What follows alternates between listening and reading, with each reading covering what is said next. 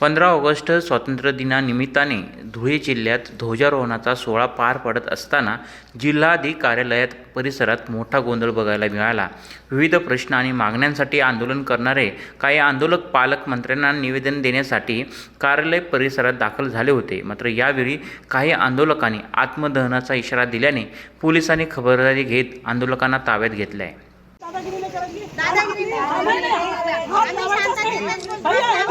भैया मला सांगा, भैया मेरा तुमको मिलना है ना? नहीं ना भैया, पण मला सांगा, तुमको मिलने का है ना? तो मी मिला तुम्हाला 2 मिनिट रुको भैया। तुम्ही मला सांगा, ही पद्धत आहे का? तुम्हाला भेटू दिला होता ना? नाही, तेव्हा तर मी दुसऱ्याचा विषय घेऊन आली होती। ठीक आहे, तुम्हाला भेटायचं माहिती बोला, तुम्हाला भेटायचं 2 मिनिटं द्या, मी विचारा। तुम्हाला एक टर्न भेटू दिलं नाही, असं नाही भैया, असं नाही चालणार। आमचं डेलिगेशन आलेलं, आमचं डेलिगेशन आहे, तुम्हाला डेलिगेशनची व्याख्या माहिती आहे मला? मी तेवढं सहकार्य करतो। बघा, तुमच्या डेलिगेशन मध्ये कोरोना मध्ये ठरलेलं आहे कमीत कमी 5 लोक। मी 2 मिनिटं विचारून घेतो। नाही नाही, असं नका low. Hello sorry, this is not your sorry, पद्धत आहे तुमची सॉरी, नम्रतेने बोला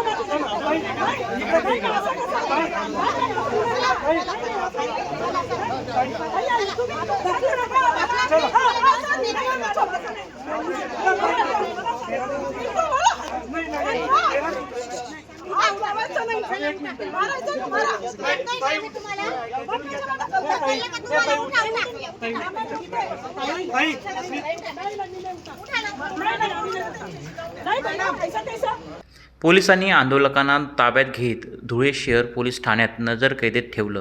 आंदोलकांचा आरोप आहे की पालकमंत्र्यांना निवेदन देण्यासाठी आणि आपल्या मागण्या मांडण्यासाठी ते जिल्हाधिकारी कार्यालयात परिसरात आले होते। मात्र पोलिसांनी त्यांना पालकमंत्र्याची घेऊ दिली नाही।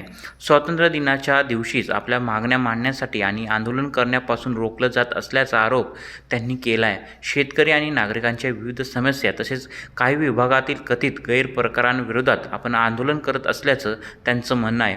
देश स्वातंत्र्य दिन साजरा करत असताना लोकशाही मार्गाने आपल्या मागण्या मांडण्याचं स्वातंत्र्य आम्हाला मिळालं पाहिजे, अशी भूमिका आंदोलनकर्त्यांनी घेतली। नमस्कार, मी प्रभाजी परदेशी। आज आपण 80वा स्वातंत्र्य दिवस साजरा करत आहे, पण दुर्भाग्यपूर्ण असं आहे की आम्ही आमच्या काही समस्या घेऊन पालक म्हटलं म्हणजे एक पालकमंत्री म्हणजे एक कुटुंबाचा हिस्सा असतो। त्यांना एक वरिष्ठांचा जो आपलं सर्व समस्या हिरवून घेतील अशा व्यक्तीला भेटण्यासाठी पण आमचं स्वातंत्र्य पोलिसांनी बळजबरीने आमच्यावर दबाव टाकून हिरवून घेतलेलं आहे आणि आम्हाला आज नजरकैदेत ठेवलेलं आहे। आणि हे आमचं तर असं म्हणणं होतं की पालकमंत्र्यांना या गोष्टीचा नाराजगी व्यक्त करतात की लोकांनी एवढ्या स्वातंत्र्याच्या दिवशी असे आत्मदहन वगैरे करू नये। पण आमची चॅनलच्या माध्यमाने विनंती आहे की पालकमंत्र्यांनी हा विचार करायला पाहिजे की लोकांवर ही दशा येते का बरं। त्यांनी त्या अधिकाऱ्यांची चौकशी करावी। जेवढ्या लोकांनी आज आत्मदहनाचा प्रयत्न केलेला आहे ते समस्याग्रस्त आहे म्हणून ते इथपर्यंत आपल्याला भेटण्यासाठी आले। आणि आज देश स्वतंत्र असेल आणि आमचा पालकमंत्री, आमच्या जिल्ह्याचे पालकमंत्री जे आदरणीय आहे आमच्यासाठी, ते आम्हाला भेटत नसेल, हे एक दुर्भाग्य आमच्यासाठी।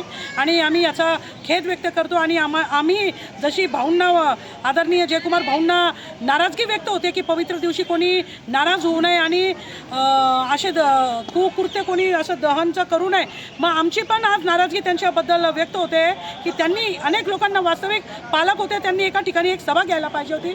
जेवढे निवेदन आले होते तेवढ्या निवेदनकर्त्यांना त्यांनी वास्तविक एकेकाला भेटून घ्यायला पाहिजे होतं, तर आम्हाला आज जिल्ह्याचा पालकमंत्रीबद्दल आदर व्यक्त झाला असता, असं बोलतो। जय हिंद, जय भारत, जय महाराष्ट्र। रुदाने शहरातील सर्व शेतकरी असून आज आम्ही 7 तारखेला निवेदन दिलं होतं आत्मदहनाचा, तरी आम्हाला जिल्हाधिकारी कार्यालयासमोर अटक करून इथं आणलेलं आहे पोलीस स्टेशनला। तरी आमची पूर्वपार असलेली वहिवाट पूर्णतः समोर शेतकऱ्यांनी बंद केलेली आहे, तरी ते आम्ही ती वहिवाट पूर्व चालू करून द्यावी असं कलेक्टर साहेबांना आम्ही निवेदन द्यायला आलेलो आहोत, तरी आमची वाट चालू करण्यात यावी। हा राजू, आज रोजी 15 ऑगस्ट रोजी माझे वडील 7/7/2026ला त्यांनी सावर्डे पुलावर आत्महत्या केली शिरपूरजवळ। मी तक्रारी अर्ज नळडाणा पोलीस स्टेशनला दिलेला आहे, तरी माझी ही तक्रार नळडाणा पोलीस स्टेशनने अजून गुन्हे दाखल केलेले नाहीत। सदर आत्महत्येस प्रवृत्त केलेल्या लोकांनी, सावकारी गुन्ह्यांनी, ज्यांच्यावर नावावर आमच्या जमिनी आहेत, ज्यांनी आमच्या घरी येऊन आमच्या बाया पोरांना, आईला शिव्या दिल्या, विनयभंग करण्याचा प्रयत्न केला, त्या सर्वांची नावं मी तक्रारी अर्जामध्ये टाकली आहेत। जर याची 8 दिवसात दखल घेतली गेली नाही तर मी नरडाणा पोलीस स्टेशनला आत्महत्या पूर्ण परिवारासह करेल.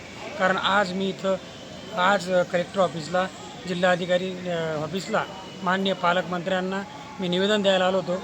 मी जरूर आत्महत्येचा इशारा दिला होता, पण आम्ही शांततेने पालकमंत्र्यांना निवेदन देऊन त्यांच्याकडे आमची समस्या मांडून आमच्या निर्णयाला 8 दिवसात न्याय नाही मिळाला तर आम्ही नरडाणा पोलीस स्टेशनला पूर्ण परिवारासह आत्महत्या करू, आत्मदहन करू. मी पालकमंत्र्यांना भेटण्यासाठी आलो होतो, पण पोलीस दलाने आम्हाला काही भेटू दिलं नाही.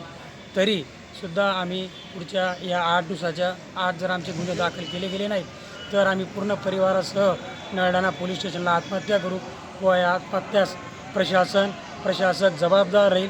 आणि माझी एकच विनंती आहे की सर्वांना न्याय मिळावा, आम्हालाही न्याय मिळावा, एवढंच पालकमंत्र्यांना सांगू इच्छितो. दरम्यान आत्मदहनाचा इशारा दिल्याने पोलिसांनी परिस्थिती नियंत्रणात ठेवण्यासाठी आंदोलकांना तातडीने ताब्यात घेतल्याचं समोर आलं आहे. या कारवाई दरम्यान पोलिसांनी बळाचा वापर केल्याचा आरोपही आंदोलकांनी केला आहे. स्वातंत्र्य दिनाच्या कार्यक्रमाच्या पार्श्वभूमीवर सुरक्षेच्या दृष्टीने पोलिसांनी ही कारवाई केली. मात्र या कारवाईवरून आता आंदोलनकर्त्यांनी तीव्र नाराजी व्यक्त केली आहे. आपल्या मागण्या पालकमंत्र्यांपर्यंत पोहोचवण्याचा प्रयत्न करत असताना आपल्याला ताब्यात घेण्यात आलं असा आरोप आंदोलनकर्त्यांनी केला आहे. त्यामुळे धुळ्यात स्वातंत्र्य दिनाच्या कार्यक्रमादरम्यान झालेल्या या आंदोलनाची आणि पोलिसांच्या कारवाईची चर्चा आता सुरू झाली आहे. स्वातंत्र्य दिनाच्या दिवशीच आंदोलनकर्त्यांनी उपस्थित केलेल्या या प्रश्नांवर प्रशासन आणि पालकमंत्री काय भूमिका घेतात याकडे आता सगळ्यांचं लक्ष लागून राहिलं. महाराष्ट्रातील सर्व बातम्यांचे विश्वासार्ह व्यासपीठ. सकाळच्या सर्व सोशल मीडिया प्लॅटफॉर्मला लाईक, फॉलो आणि सबस्क्राईब करा. तसंच सर्व नोटिफिकेशनसाठी बेल आयकॉन प्रेस करायला विसरू नका.